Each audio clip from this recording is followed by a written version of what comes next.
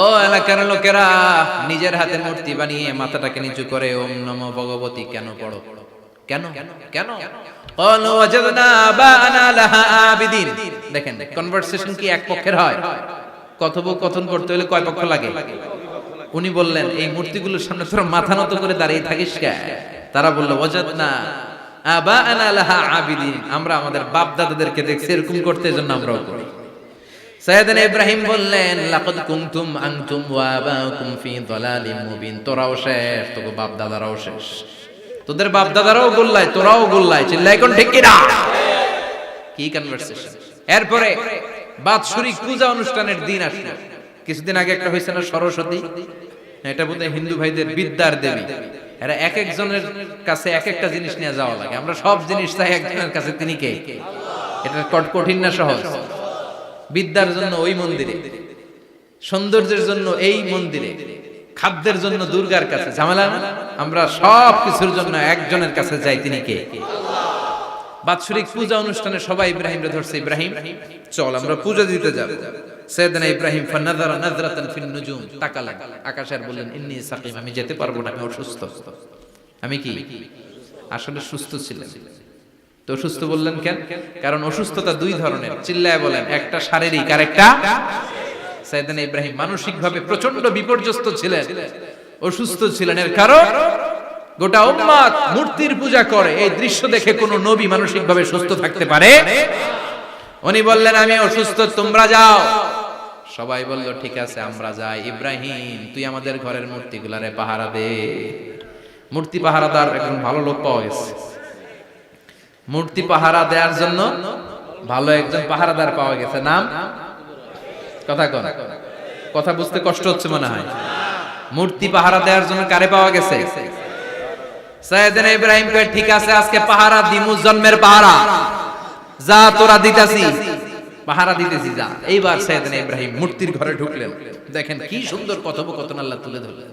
আল্লাহু আকবার। মূর্তির ঘরে, দেবীর ঘরে ঢুকে উনি ঘুরে ঘুরে তাকায়, দেখে একটা এমনি হাত আর একটা ব্যাগ, 14-15টা হাত নিয়ে তাকায় আছে। উনি সবগুলোর সামনে এভাবে তাকায় আছে, দেখে এক একটা চেহারা, একটা হাতি গণেশ স্টাইলের, আরেকটা এরকম, আরেকটা নাড়ি, আরেকটা বাঘের, আরেকটা তলোয়ার নিয়ে আইতাছি কোপায় ফেলায়, আছে না নাই? সবগুলোর সামনে যায়, যে দেখে আর অবাক হয় কত ধরনের খোদার কাছে এরা কত কিছু চায়।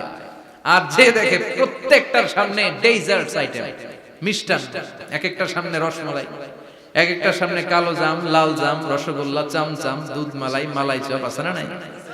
জিব্বায় পানি চলে আসছে নাকি? তো সাইয়েদনা ইব্রাহিম অবাক, কি রে এত মূর্তি, এত ডিজাইন, এত ভাবে আর অঙ্গভঙ্গি করে আছে, এত খাবার দেয়া, খায় না কেন? সাইয়েদনা ইব্রাহিম ভাবলেন মনে হয় নাগাল পাই না, আমি একটু তুইলা ধরি। উনি রসমালাইয়ের বাটিটা নিয়ে যেটা হা করে আছে ওইটার সামনে যায়, কয় খা। কি কয়? বানাই কইতেছি মনে হয়। ফারাগা ইলা আলিহাতিহিম, মূর্তিগুলোর কাছে গেলেন। ফাকালা আলা তাকুলুন, খাবি না? ওই খাবি না ডারে আমি কিছু খা, কোরআন থেকে বলছে, ঠিক কি না? উনি ভাবলেন ওরা হয়তো খেতে পারে না, নাগাল পাচ্ছে না, কিংবা আমারে দেখে লজ্জা পাচ্ছে।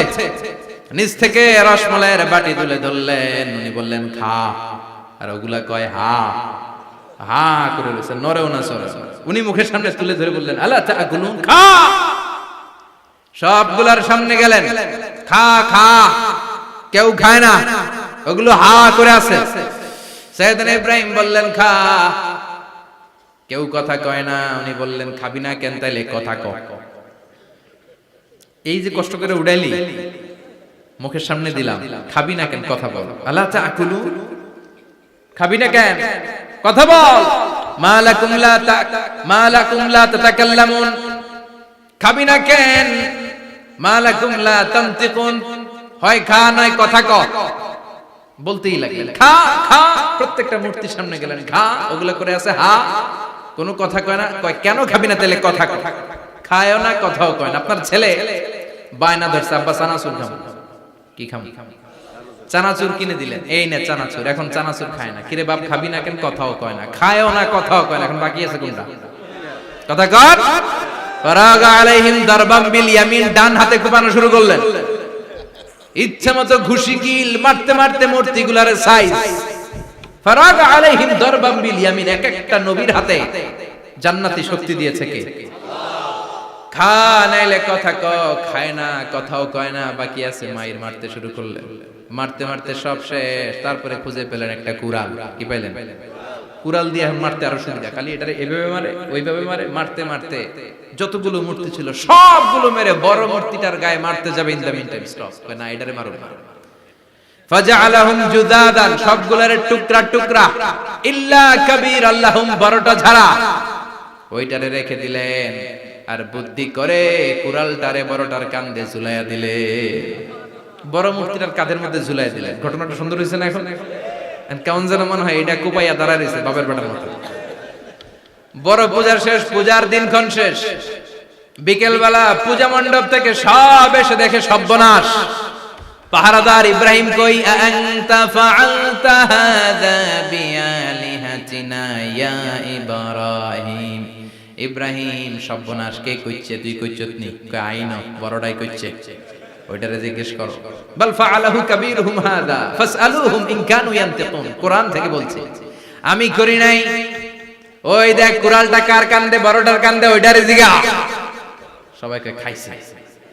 সবাই বলে, ইব্রাহিম তুমি কি জানো না এগুলো কথা বলে না? সাইয়েদনা ইব্রাহিম বলে যে এটা কথা কয় না, ওইটার পূজা করস কেন?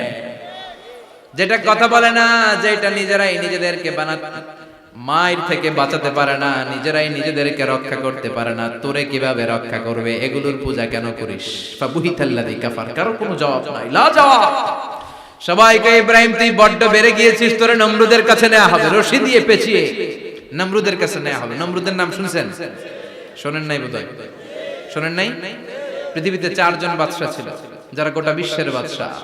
গোটা বিশ্বের 2 জন কাফের, 2 জন মুমিন। মুসলমানের একজন হচ্ছে যুলকারনাইন, আরেকজন হচ্ছে সাইয়েদনা সুলাইমান। কাফেরের একজন হচ্ছে বাখতানাসার, আরেকজন হচ্ছে নমরুদ। এই নমরুদের কাছে নিয়ে যাও, রশি দিয়ে বেঁধে। এবার নমরুদের সাথে কি ডায়ালগ মারছে এটা তো আর কোরআনে নাই। কথা কম, এটাও আছে। নমরুদ বলে, ইব্রাহিম শুনলাম তুমি নাকি আমাদের খোদাগুলোরে মারছো,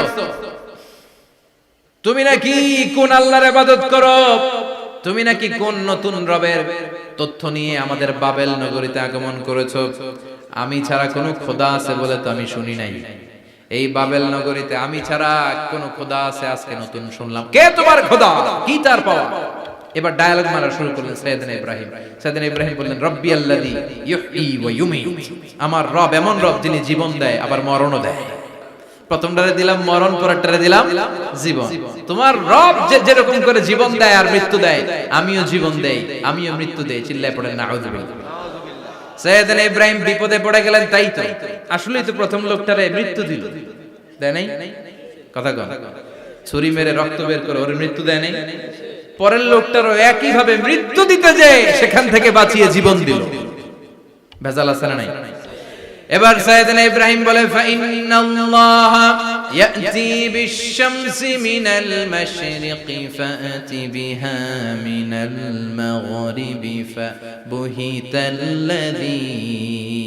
কাফার। সাইয়েদনা ইব্রাহিম বললেন, বুঝলাম তুমি আমার আল্লাহর মতো জীবন দাও, বুঝলাম তুমি আমার আল্লাহর মতো মরণ দাও, কিন্তু নমরুদ খেয়াল করে শোনো, আমার আল্লাহ প্রতিদিন সকাল বেলায় পূব আকাশ থেকে জল জলে সূর্যটা উঠায়। তোমার যদি এরকম কোন ক্ষমতা থাকে, তুমি আগামীকাল সকাল থেকে পূর্ব দিক থেকে সূর্য না উঠিয়ে পশ্চিম দিক থেকে সূর্যটা উঠাও। ফাবুহিতাল্লাযী কাফার। এবার ধরা গেছে, এবার জায়গার মধ্যে ধরা, একেবারে স্টপ, লা জবাব। নমরুদের মুখে কোনো জবাব নাই। এবার নমরুদের মেজাজ নরম নাকি গরম? কথা কয়, গরম মেজাজ নিয়ে কয়, হাররিকু, এটারে আগুনে জ্বালা, এটারে আগুনে ফেল। নমরুদ বুঝে নাই যে আগুনের মালিক কে। বিশাল আগুনের কুণ্ডলি পাকিয়ে সাইয়েদনা ইব্রাহিমকে আগুনের মধ্যে ফেলে দেয়া হলো। হাতের মধ্যে রশি, পায়ের মধ্যে রশি, সারা দেহের মধ্যে রশি পেঁচিয়ে আগুনের কুণ্ডলিতে ফেলে দেয়া হলো। মুহূর্তের মধ্যে আগুনের প্রজ্বলন শক্তি ওই রশিগুলোকে জ্বালিয়ে পুড়িয়ে সারখার করে দেয়, কিন্তু সাইয়েদনা ইব্রাহিমের দেহের একটা পশমও জ্বালায় না। যে রশি দিয়ে টাইট করে পাচ্ছে ওনার দেহের সাথে লাগানো টাচ করা রশি, ওই রশি জ্বলে যায়, কিন্তু সাইয়েদনা ইব্রাহিমের পশম জ্বলে না। চিল্লায় পড়েন আল্লাহু আকবার। আজহ যদি তোমাদের মাঝে কেউ ইব্রাহিমের মতো ঈমান আনিতে পারো, অগ্নিকেও পুষ্প বলে পরিণত করিতে পারো। ঠিক কি না? মুসার মতো ঈমান হলে রাস্তা হবে সাগর জলে, ইউসুফের মতো ঈমান হলে একে একে দরজা খোলে। সাইয়েদনা ইব্রাহিমের মতো ঈমান যদি আজ থাকে বিদ্যমান, অগ্নিকুণ্ডে দেখতে পাবে খুবসুরতে ফুলবাগান। ঠিক কি না? ওই ঈমানটা দরকার। ওই ঈমান যদি ঈমানের মতো হয়, আগুনের কুণ্ডুলকে ফুলবাগান বানিয়ে দিবে কে? সাইয়েদনা ইব্রাহিম বসে রইলেন, নমরুদ কয় আরো আগুন জ্বালা, এলাকার বড় বড় গাছগুলো তক্তাগুলো কেটে আগুনের কুণ্ডলিতে ফেল। তক্তা লাকড়িগুলো আগুনের কুণ্ডলিতে ফেলা মাত্র দাউ দাউ করে লাকড়িগুলোকে তক্তাগুলোকে আগুন জ্বালিয়ে দেয়, কিন্তু সাইয়েদনা ইব্রাহিমকে জ্বালায় না। সুবহানাল্লাহ। আগুনের মালিক কে? ওই আল্লাহ আজও আছে না নাই? তিনি আগুনকে অর্ডার করলেন, সৃষ্টির শুরু থেকে তোকে একটা ধর্ম দিয়েছি, সব জ্বালিয়ে দেয়া, পুড়িয়ে দেয়া, আজকে কয়েকদিনের জন্য তোর ধর্মটাকে আমি স্টপ করে দিলাম। চিল্লায় পড়েন আল্লাহু আকবার। কুলনা ইয়া নারু কুনি বারদান ওয়া সালামান আলা ইব্রাহিম। আল্লাহ বললেন আগুন খবরদার, আমার ইব্রাহিমের গায়ের যেন পশম না পুড়ে যায়, কারণ ইব্রাহিমের সন্তান হবে ইসমাইল, আর ওই ইসমাইলের বংশে আমি পাঠাবো আখিরি জামানার পয়গম্বর। ইব্রাহিমের জন্য কিছু না হয়, কোন বারদা ঠান্ডা হয়ে যায়, কি হয়ে যায়, কিন্তু এত বেশি ঠান্ডা হবি না যাতে ইব্রাহিমের সর্দি না লেগে যায়। সুবহানাল্লাহ। আগুন বলে আপনি বললেন কোনি বারদা ঠান্ডা হ, আবার কোন এত ঠান্ডা হবি না যাতে সর্দি না লাগে, কেমন ঠান্ডা হবো? আল্লাহ বললেন সালামান আলা ইব্রাহিম, সালাম হয়ে যা, শান্তির গুলবাগিচা হয়ে যা, এয়ার কন্ডিশন নাতিশীতোষ্ণ হয়ে যা। চিল্লায় পড়েন আল্লাহু আকবার। 40 দিন ছিলেন এই আগুনের কুণ্ডলিতে, কিচ্ছু হয় না। সুবহানাল্লাহ পড়বেন না? শেষ জীবনে উনি ওনার নাতিপুতিদের সাথে গল্পের সময় বলতেন যে আমার জীবনে সবচেয়ে আরামদায়ক সময় কাটিয়েছি আমি ইব্রাহিমের আগুনের, নমরুদের আগুনের কুণ্ডলির ভেতরে থেকে। চিল্লায় এখন সুবহানাল্লাহ। তার মানে পুরো আগুনের কুণ্ডলির এই গুলবাগিচা বানিয়ে দিয়েছে কে? ওনার জীবনের শ্রেষ্ঠ সময় নাকি এটা, সবচেয়ে আরামসে নাকি কাটিয়েছে এই আগুনের কুণ্ডলির ভেতরে। চিল্লায় পড়েন আল্লাহু আকবার। এবার আল্লাহ ডেকে বলেন নমরুদ অনেক হয়েছে, আর না, অনেক চান্স তোমারে দিছি আমি, অনেক ছাড় দিছি, মাগার ছেড়ে দিব না। আল্লাহ কি দেয়? ছাড় দেয়, ছেড়ে দেয় না। মনে থাকবে? চিল্লায় বলেন তো আল্লাহ কি দেয়? কি দেয় না? নমরুদরে এতক্ষণ ধরে কি দিছে, কিন্তু কি আল্লাহ ছেড়ে দিবে? কথা বলেন। আল্লাহ বলে তোরে মারতে আমার কামান লাগবে না, গোলা লাগবে না, ফেরেশতা লাগবে না, তলোয়ার লাগবে না, নমরুদ তোরে মারবো আমি ল্যাংড়া মশা দিয়া। ফাআরসালাল্লাহু তাআলা বাউদা, আল বাউদাতু জুনদুম মিন জুনুদিল্লাহ। এই মশাগুলো আল্লাহর সৈনিক। কথা কর। এই মাছিগুলো আল্লাহর সৈনিক, এই সাপ আর ব্যাঙগুলো আল্লাহর সৈনিক, এই বাতাস আল্লাহর সৈনিক, এই মাটি আল্লাহর সৈনিক। মাটি যদি কাঁপাকাঁপি শুরু করে বসে থাকা যাবে? কথা কন। ভূমিকম্প হইলে সব দৌড়াদৌড়ি আছে না নাই? আগুন লাগলে দুর্ঘটনা আছে না নাই? বাতাস যদি 70 থেকে 80 কিলোমিটার বেগে ছুটে আসে দুর্ঘটনা আছে না নাই? ফারসালাল্লাহু বাউদা, আল্লাহ একটা ল্যাংড়া মশা পাঠালেন। এই ল্যাংড়া মশা নাকের ভিতর দিয়ে ঢুকে মস্তিষ্কের মাঝখানে যে কামড়াতে শুরু করেছে। মশার কামড় খাইছেন না আপনারা? শীতকালে যখন আমরা কম্বল মোড়া দিয়ে ঘুমাই, কানের সামনে যখন পন পন শুরু করে কেমন লাগে? কি বিরক্তি লাগে না? আবার ঝেড়ে টেরে আবার শুই, আবার পন পন। তো পন পনের আওয়াজই আমাকে সহ্য হয় না। ওই মশা নাকি দিয়ে ঢুকে দিকে কামড়া, ওই বেড়ার কেমন লাগে? কথা কন। নাকের ভিতর দিয়ে মশা ঢুকে ভিতরে কুটকুট কুটকুট করে কামড় মারে। এই কামড় খাইয়া নমরুদ এবার নাচানাচি শুরু করছে। I M A disco dancer. Or dance দেখে সবাই হাসে, একেবারে I M A disco dancer. Or dance দেখে সবাই অবাক, ঘটনা কি? খোদায় লাফায় কে? এতদিন ধরে সবাই নমরুদের পূজা করতো আর বলতো নমরুদ সবচেয়ে বড় খোদা, নমরুদ সবচেয়ে। এখন খোদা কি করে? ড্যান্স দেয়। চিল্লা এখন কি দেয়? এবার নমরুদ বাঁচার জন্য মাথার মধ্যে আঘাত করে, কিন্তু মশা বের হয় না। চিল্লায় আওয়াজ করে উত্তরে বলেন, মশা ঢুকছে কার অর্ডারে? এই মশা বেরোবেও কার অর্ডারে? মাথার মধ্যে আঘাত করে ঘুষি মারে, কিল মারে, কিন্তু মশা বের হয় না। এবার আশেপাশের যারা আছে খাদেম খুদ্দাম কয়, তোরাও ঘুষি মার। খাদেম খুদ্দাম মনে মনে কয়, আজীবন অনেক মারছস, আজকে আমরা মারুম। সুযোগ পায়া কিলের উপর কিল আর ঘুষি। আজীবন অনেক কাজ করাইছিস আমাদেরকে দিয়ে, অনেক জুলুম করেছিস, আজকে সুযোগ পেয়েছে মতো মাইরা লই। খাদেম খুদ্দাম ওরাও কিল ঘুষি। ঘুষাইতে ঘুষাইতে চেহারার মানচিত্র পাল্টাই দিছে, মাগার মশা বের হয় না। এই মশা ঢুকছে কারা দেশে? কথা কর। এই মশাটা যদি বেরোতে হয়, অর্ডার লাগবে একজনের। চিৎকার করে বলেন, তিনি কে? নিজেও মারে, বেরোয় না। খাদেম খুদ্দামরা মাথার মধ্যে কিল ঘুষি মারে, বেরোয় না। নমরুদ কয়, এবার আমারে জুতা মার। কি মার? আমরা পরি প্লাস্টিকের জুতা, বাটার জুতা, অ্যাপেক্সের জুতা। আগে পড়তো খরমের জুতা। খরমের জুতা বানাই কি দিয়া? কথা কয়। এবার কাঠের জুতা দিয়ে খাদেম খুদ্দামরা মাথার মধ্যে বাড়ি। পিটাইতে পিটাইতে মাথাটাকে ফাটিয়ে রক্তাক্ত করে জমিনের মধ্যে নমরুদরে শুইয়ে দিয়েছে। আর আল্লাহ সৈনিক সেই বাউদা মশা নাকের ভেতর থেকে শূন্যে উড়াল মেরেছে। চিল্লায় পড়েন আল্লাহু আকবার। তার মানে এত শক্তিশালী হয়েও, গোটা বিশ্বের রাজা হয়েও নমরুদের ক্ষমতা নমরুদরে বাঁচাতে পারে নাই। চিল্লায় পড়েন ঠিক কিনা? এজন্য ক্ষমতা কাউরে বাঁচাতে পারে না, দাপট কাউরে বাঁচাতে পারে না, অহংকার কাউরে বাঁচাতে পারে না, সৈন্যবাহিনী কাউরে বাঁচাতে পারে না। বাঁচাতে পারে একজন। চিৎকার করে বলতে হবে, তিনি কে? পৃথিবীতে কেউ তো স্থায়ী হয় না, হোক না সে ফেরাউন কিবা নমরুদ। কেউ ভাবে চিরদিন রয় না, কেউ ভাবে চিরকাল রয় না। পৃথিবীতে কেউ স্থায়ী হয় না, হোক না সে ফেরাউন কিবা নমরুদ। কেউ ভাবে চিরদিন রয় না। চিল্লায় এখন ঠিক কিনা? সাইয়েদনা ইব্রাহিমের সবগুলো কথা কোথায় কি ডায়ালগ মারলেন, আল্লাহর কাছে এত ভালো লেগেছে, আল্লাহর কোরআনের ভেতরে তুলে দিয়েছে কে? আবার তিনি যতগুলো দোয়া জীবনে করেছেন সব কবুল করেছে কে? তিনি দোয়া করলেন, রাব্বি জাআলনি মুকিমাস সালাতি ওয়া মিন যুররিয়্যাতি রাব্বানা ওয়া তাকাব্বাল দুআ। হে নামাজি আমার ঘরে নামাজ পড়ো আজ, দিলে মে তোমার চরণ তলে হৃদয় যায় নামাজ। হে নামাজি আমার ঘরে নামাজ পড়ো আজ, দিলে মে তোমার চরণ তলে হৃদয় যায় নামাজ। আল্লাহু আকবার পড়েন। তিনি দোয়া করলেন, আল্লাহ রাব্বি জাআলনি মুকিমাস সালাহ। আল্লাহ আপনি আমার নামাজ কায়েমকারী বানান। কি কায়েমকারী?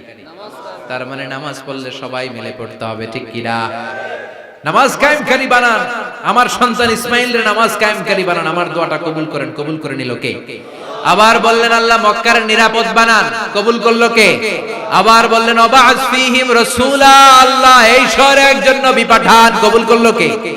যত দোয়া করছে সব কবুল করে নিল কে? এজন্য সাইয়েদনা ইব্রাহিমের জীবনী থেকে কি কি শিক্ষা গুনতে শুরু করেন। নাম্বার 1, আল জিহাদু দিদ্দা শিরক। ওনার জীবন থেকে প্রথম শিক্ষা হচ্ছে শিরকের বিরুদ্ধে জিহাদ।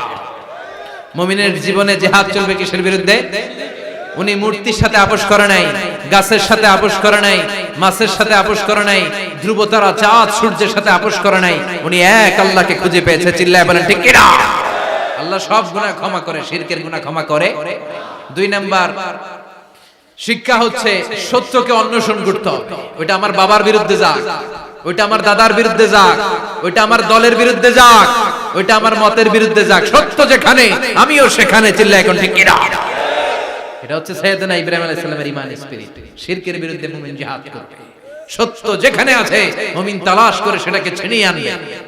সাইয়েদনা ইব্রাহিমের জীবনী থেকে 3 নাম্বার শিক্ষা হচ্ছে ভিশনারি অ্যাটিটিউডের হতে হবে মুমিনের। আমরা খালি 10 বছরের হিসাব করি, 20 বছর, 50 বছর। ইহুদিরা হিসাব করে 200 বছর। কোন কাজ করার আগে 200 বছর পরে কি হইতে পারে ওইটা হিসাব করে। সাইয়েদনা ইব্রাহিম এরকম ভিশনারি ছিলেন, এজন্য দোয়া করেছেন রব্বানা ওয়াবা'আস ফীহিম রাসূলা। আল্লাহ যদিও ধুধু প্রান্তর জনমানব হীন একটা এলাকা, আপনি এলাকায় এমন একজন নবী পাঠান যেই নবীর আঁচলের নিচে গোটা বিশ্বটা একত্রিত হয়ে যাবে। কবুল করলেন কে? কি ভিশন দেখছেন, কি ভিশনারি অ্যাটিটিউড। তিনি তখন থেকেই বিশ্বনবীকে দেখতে পেয়েছেন। এজন্য ভিশনারি অ্যাটিটিউডের হন, স্বপ্নবাজ হন। স্বপ্ন সেটা না যেটা মানুষ ঘুমিয়ে ঘুমিয়ে দেখে, স্বপ্ন সেটা যেটা অর্জনের আকাঙ্ক্ষা মানুষের ঘুমাতে দেয় না। এটা ছিলেন সাইয়েদনা ইব্রাহিম, ভিশনারি অ্যাটিটিউডের ছিলেন। 4 নাম্বার শিক্ষা, যোগ্য প্রজন্ম তৈরি করে যাওয়া। উনি কি প্রজন্ম তৈরি করছে দেখেন। প্রথম ছেলে ইসমাইল, দ্বিতীয় ছেলে ইসহাক। ইসহাকের চ্যানেলে বনি ইসরাইলের সব নবীরা আসলো, আর এই চ্যানেলে বিশ্ব নবী আসলো। তার মানে বাপকা বেটা সিপাহী কা ঘোড়া। প্রজন্ম তৈরির দরকার আছে না নাই? শিরকের বিরুদ্ধে লড়াইয়ের দরকার আছে না নাই? আর নবীদেরকে মডেল হিসেবে মানার দরকার আছে না নাই? আমাদের মডেল কি কবিরা না নবীরা? নায়করা না নবীরা? নেতা নেত্রীরা না নবীরা? আমরা যেন নবীদেরকে মডেল হিসেবে মেনে জান্নাতে উপযুক্ত হতে পারে। আল্লাহ তুমি তৌফিক দান করো। আরো জোরে পড়ি আমিন। যতগুলো কথা বলেছি কোরআন সুন্নাহর আলোকে বলেছি, বানিয়ে কিছু বলি নাই। তারপরেও আমার মনের অজান্তে কোনো মিস ইনফরমেশন যদি আমার মুখ উঠতেছেন কেন? এটা কোন বেদাত চালু করছেন আপনারা?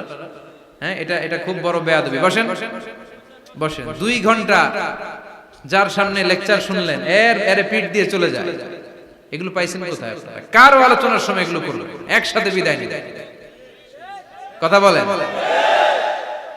আপনি এখানে কোরআনের দার্সে এসেছেন, কোরআন থেকে দার্স হয়েছে, আপনি হৃদয়টারে আলোকিত করেছেন, আপনি ভদ্রভাবে একসাথে বিদায় নিলেন।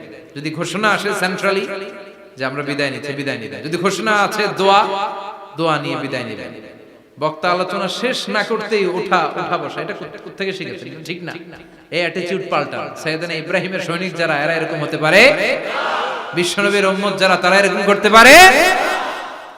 আল আদাবু ফাওকা কুল্লি শাই, ভদ্রতা সবকিছুর উপরে।